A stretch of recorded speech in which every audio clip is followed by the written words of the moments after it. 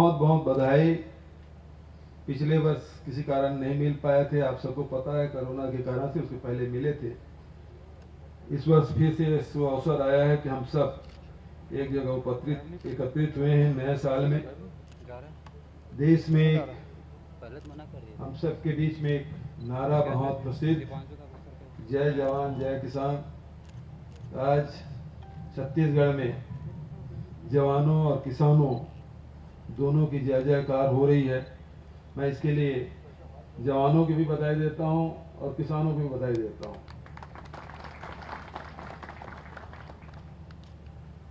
आदरणीय साथियों के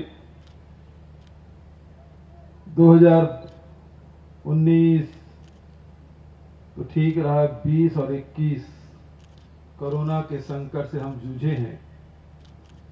मैं उम्मीद करता हूं कि 2022 सबके लिए सुखद हो, आरोग्यता लेते हुए आए, समृद्धि और उत्साह लेके आए। ये आपको और आपके परिवार को के लिए मैं कामना करता हूं। हमारे जवान सुरक्षा में लगे रहते हैं, ठिठुरती ठंड में गश्त करते हैं, तब जाके हम लोग चैन की नींद सो पाते हैं। चाहे गर्मी हो बरसात हो, हर परिस्थिति में आप अपने ड्यूटी में तैनात रहते हैं। विशेषकर कोरोना का उल्लेख मैं करना चाहूंगा। कोरोना काल में जिस प्रकार से हमारे अधिकारियों ने, जवानों ने जो अपने कर्तव्यों का निर्वहन किया, एक नई मिसाल पेश की कि छत्तीसगढ़ में दूसरे प्रदेश के आने वाले लोग सड़कों पे पैदल नहीं बल्कि उनके जाने के लिए गाड़ियों की व्यवस्था की जाएगी, उनके चाय पानी के लिए व्यवस्था की जाएगी, भोजन की व्यवस्था की जाएगी और तो और उनके लिए चप्पल की भी व्यवस्था की गई, जूते की व्यवस्था की गई। और ये पूरे देश में और कहीं नहीं हुआ, केवल छत्तीसगढ़ में हुआ है। और इसके लिए मैं पूरे पुलिस परिवार को बहुत बधाई देता हूं, शुभकामना देता हूं। छत्तीसगढ़ की पुलिस ने जिस प्रकार से कोरोना काल में एक गार्जियन की भूमिका, सारे लोगों के विश्वास था कि छत्तीसगढ़ पुलिस हमारे सहयोग के लिए है, हर परिस्थिति में हमें साथ देगी, और उन्होंने ये करके दिखाया।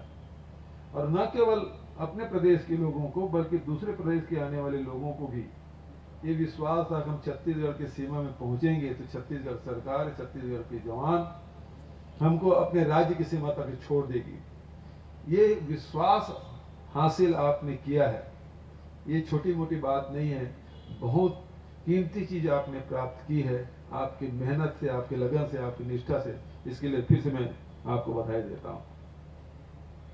आदरणीय साथियों, मुझे इस बात की भी प्रसन्नता है कि जहां हम लोगों को चुनौती मिली, उस चुनौती को स्वीकार किया और उसमें सफलता भी पाई। चाहे वो बिलासपुर के बच्चे के अपहरण की बात हो, चाहे दुर्ग में अपहरण की बात हो, चाहे रायपुर के उद्योगपति के अपहरण की बात हो, अपराधियों के मान में घुसकर वहां से सुरक्षित, चाहे वो बच्चा हो, चाहे वो व्यापारी हो, उद्योगपति हो, उसको निकाल के ले आना कोई साधारण बात नहीं थी, जिसको हमारे अधिकारियों ने, जवानों ने कर दिखाया। अभी जिस प्रकार से तत्कालीन जो घटना घटी और उसमें गालीचरण को जिस प्रकार से खजुराहो से पकड़ के लाया, मैं बिल्कुल बहुत बधाई देता हूं जवानों को जिन्होंने ये कर दिखाया है। अधिकारियों की बधाई देता हूं और जवानों की बधाई देता हूं। पूरे देश में हड़कंप मच गया था कि आखिर ये कैसे हो गया। उसके साथ तो खड़े नहीं दिखे, लेकिन प्रक्रिया के बारे में उंगली उठाए, लेकिन उन लोगों को मात की खानी पड़ी। तो ये हमारे अधिकारियों की सफल रणनीति और हमारे जवानों के कुशलता के कारण से संभव हो पाया। पूरे देश देख रहा था, पूरे नेशनल मीडिया लगा हुआ था कि आखिर ये गाली दे के चला गया, इसके एफआईआर दर्ज होता है कि नहीं होता है।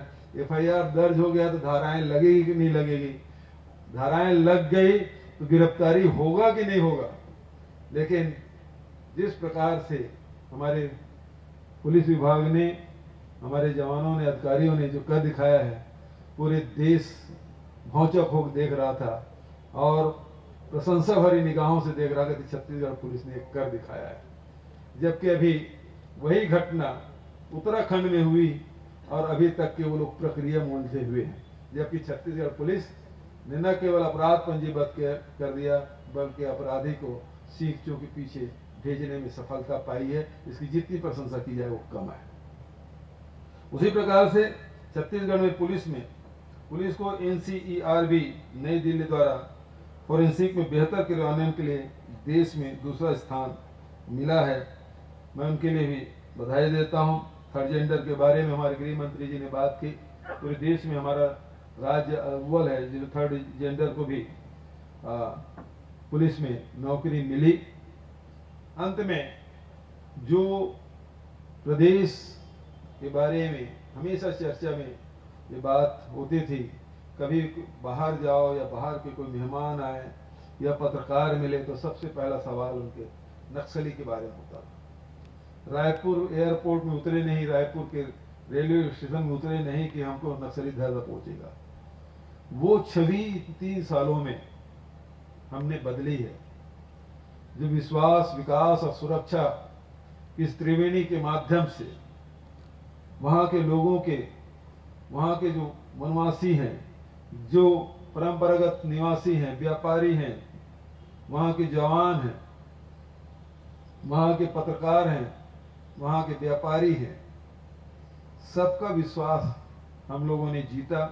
और उसका सुखद परिणाम ये रहा कि अब लोग विकास के ओर बड़ी उम्मीद भरी निगाह देख रहे हैं कि हमारे गांव में भी ट्यूबवेल लगेगा, हमारे यहाँ सोलर पैनल लगेगा, हमारे यहाँ पीडीएस साफ खुलेगा, हमारे यहाँ भी स्कूल संचालित होगी, हमारे यहाँ भी हॉस्पिटल खुलेंगे, हमारे यहाँ सड़कें बनेगी, हमारे यहाँ रोजगार के अवसर मिलेंगे, हमारे यहाँ भी स्वास्थ्य सेवाएं मिलेगी।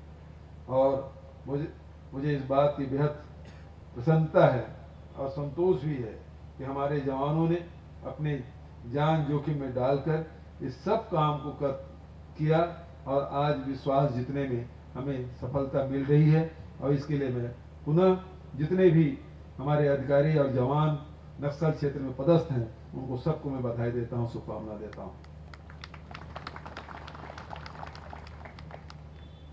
नक्सली समस्या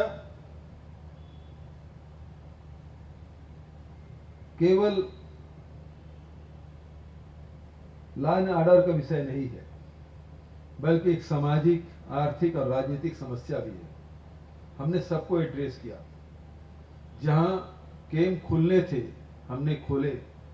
आप सबको पता है 3 साल पहले आप बफर जोन में बहुत सारे कैंप खोले थे, लेकिन अब उसके कोर सेक्टर में जाकर, उसके घर मांद में जाकर जो आप हमारे कैंप खुले हैं, उसके कारण से भी नक्सलियों के हौसले पस्त हुए हैं।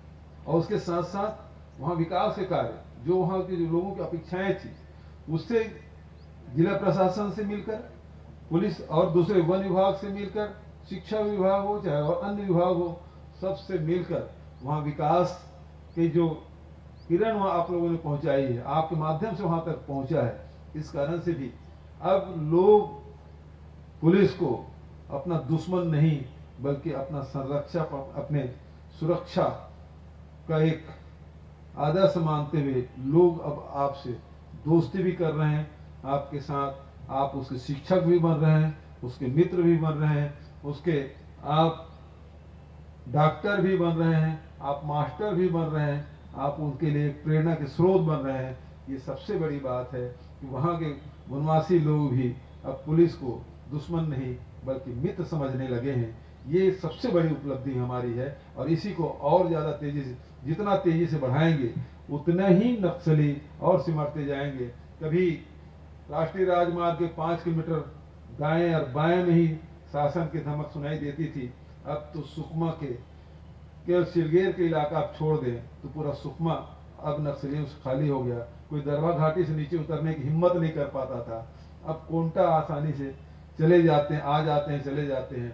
बीजापुर का कुछ इलाका है और कुछ आप माड़ का एरिया देखेंगे उसी में सिमट के रह गया। अब तो पुल भी बने हैं, लोगों का आवागमन भी शुरू हो गया, पट्टा वितरण भी शुरू हो गया। तो निश्चित रूप से कांकेर की तरफ से भी घिरते जा रहा है और बीजापुर की तरफ से घिरते जा रहा है। माड़ का एरिया है वही रह जाएगा। तो उसके लिए भी आप लोगों को अलग से रणनीति बना के काम करने होंगे ताकि समूल नष्ट हो, बिना खून बहाए लोगों को विश्वास जीत के नक्सलियों के समापन हो।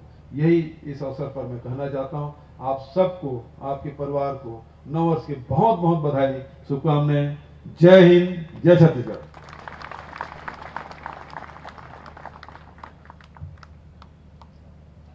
धन्यवाद माननीय मुख्यमंत्री महोदय। और अब बारी है, ये जवान काफ़ी समय से इंतज़ार कर रहे हैं आपसे रूबरू होने का। माइक आपके पास है कॉर्डलेस, कृपया चर्चा आरंभ करें।